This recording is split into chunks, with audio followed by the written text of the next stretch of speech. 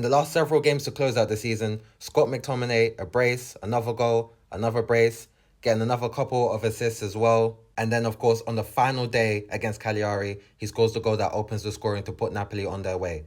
If that's not a player who contributed big time in those moments, I don't know what else to say, because he used to be quite underrated for providing clutch goals for Manchester United. He scored a bunch of winning goals in his last couple of seasons at Man United. But look at this run. All these goals and assists to help Napoli clinch the league title.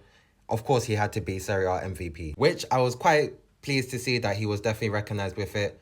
You see that he's got a FIFA Team of the Season card, but that trophy in his hand there is to be awarded to the player who wins the MVP award for Serie A, and he was thoroughly deserving. He was quite comfortably the most clutch player in the league, and if you go on to help Napoli win the title, especially after where Napoli started off, finishing 10th last season, having a dire season domestically and in Europe as well, to have helped the club transform from there to winning the league, absolutely deserves all that credit. And to be honest, I couldn't really gloss over this. I thought maybe perhaps I shouldn't mention it, but I've always found it strange with the Serie A end of season awards, where you can have a player finish as the Golden Boot winner, even player of the season, but then possibly not even win the top striker award. Or in this case, you got Scott McTominay winning MVP from midfield, but then not named Serie A midfielder of the season.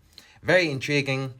I've always found that to be quite strange that players aren't up for both awards at the same time. But in the end, Tierney Reinders, he did have a great season. He's also linked with Manchester City at the moment. Supposedly, they're in negotiations with AC Milan to sign him this summer.